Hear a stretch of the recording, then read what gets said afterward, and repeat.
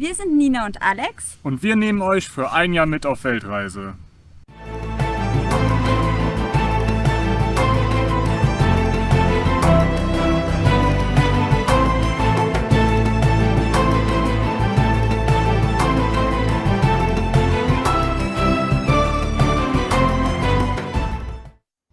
Hi, hier sind wir wieder. Die Angsthasen auf Weltreise Folge 2 in Santa Teresa und Montezuma. Ja, wie sind wir denn da hingekommen? Weißt du das noch? Ja, wir sind mit dem Bus gefahren von San José ungefähr 180 Kilometer bis Santa Teresa. Man würde jetzt vielleicht denken, okay, in Deutschland dauert das so 1,5 bis 2 Stunden, aber hier in Costa Rica sind die Straßen natürlich ganz anders. Viele Schlaglöcher, sehr schmal, deswegen hat das Ganze eigentlich fast den ganzen Tag gedauert. Dabei war auch eine Fährüberfahrt von Punta Arenas auf die Nicoya-Halbinsel. Die hat auch nochmal so an sich eine Stunde gedauert, aber die war aber auch wirklich sehr schön. Wir konnten die ganze Landschaft überblicken. Es war sehr angenehm, der Wind hat ein bisschen abgekühlt, also von daher, das war gut.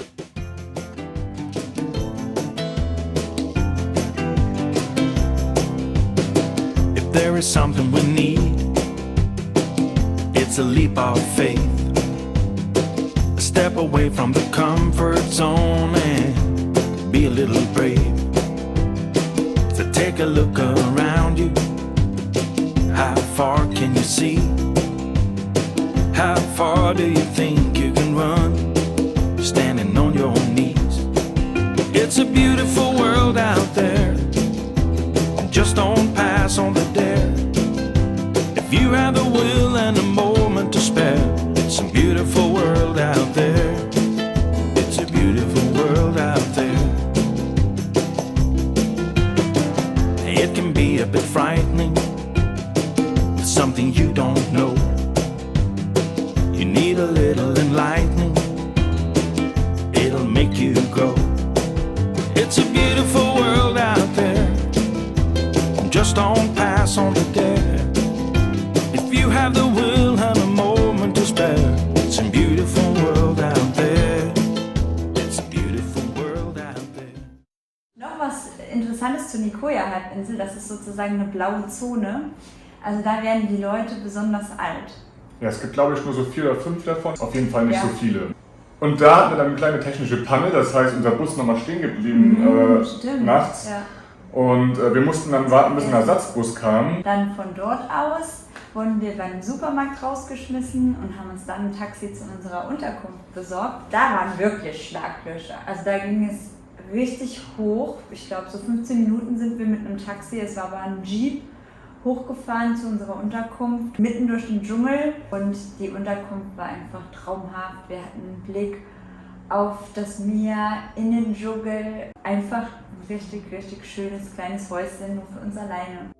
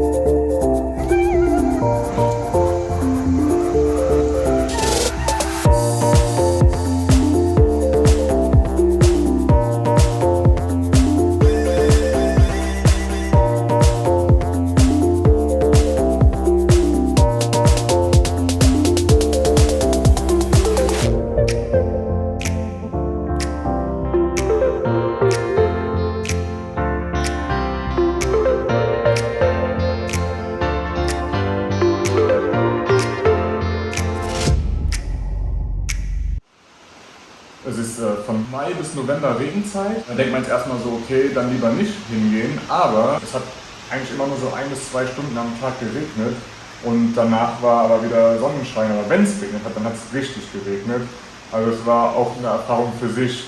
Es ist ein bisschen günstiger, weniger Touristen sind dort, das heißt, man hat viel mehr Ruhe für sich selbst, nicht so überlaufen. Alles ist grün, alles ist am Blühen, es sieht super aus. Ja, was haben wir sonst noch oben gemacht? Wir haben frisch gekocht. Das ging ganz gut, weil wir eine eigene Küche hatten, die wir benutzen durften. Wir haben die Sonne genossen, auf der Terrasse gelegen. Wir haben entspannt, den Pool natürlich ausgiebig genutzt, viel gelesen und natürlich auch ab und zu mal ein bisschen gearbeitet dafür. Hat sich auch sehr gut angeboten da oben. Und dann, man glaubt es kaum, Alex ist schon 30 Jahre alt geworden. Wir haben Alex' 30. Geburtstag gefeiert.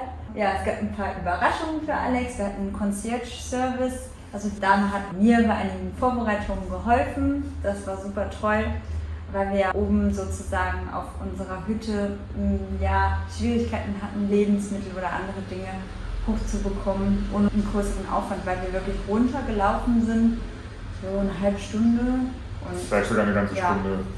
Ja, von daher hattest du einen schönen Tag.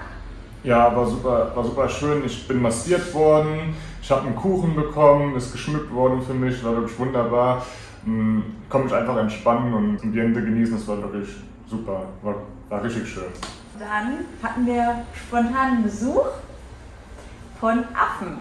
Genau. Vor unserer Haustür oder wie man es vielleicht sagen will, hier vor deren Haustür. Da hörten wir auf einmal ein riesen Geschrei und Alex hatte schon Bedenken, dass es möglicherweise ein Jaguar sein könnte, aber nee, das sind die Brüllaffen gewesen, die waren unterwegs und sind von Ast zu Ast gehangelt und hatten sogar auch einiges an Nachwuchs dabei. Es war ganz schön, die zu beobachten. Wenn wir nicht oben auf dem Haus waren, dann sind wir runter ins Tal, haben ein paar Ausflüge gemacht, vor allem schöne lange Strandspaziergänge. Der Strand in Santa Teresa, der war wirklich wunderschön, weitläufig und es war eigentlich gar nichts los während der Regenzeit. Also wir hatten eigentlich den ganzen Strand für uns alleine. Es war wirklich eine super Erfahrung. Santa Teresa zieht sich so ein bisschen lang. Ihr müsst euch das so vorstellen, es gibt eine Hauptstraße, rechts und links sind die ganzen Läden, die an dieser Hauptstraße sind. Das heißt, es ist ein bisschen laut auch, weil viele Autos durchfahren, viele Busse, aber dennoch schön, denn die Läden, die laden doch zum Verweilen ein.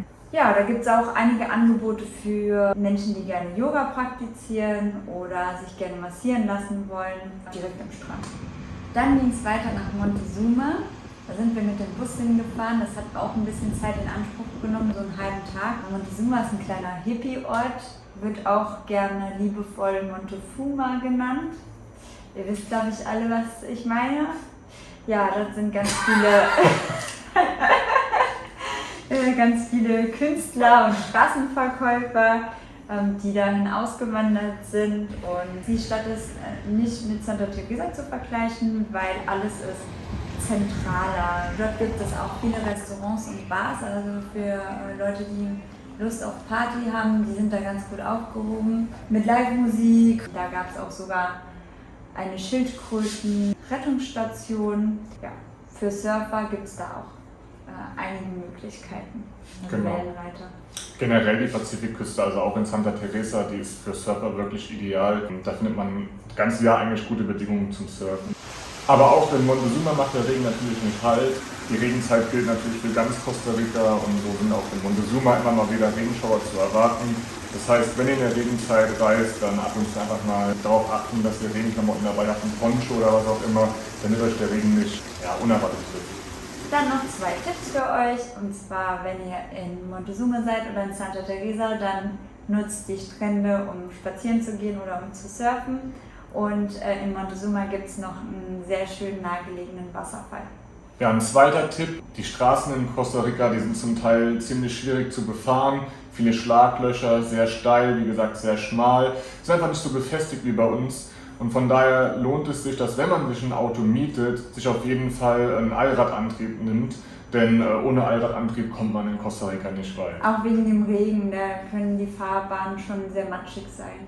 Aber wir verzichten auf ein Auto, weil wir reisen gerne mit den lokalen Bussen.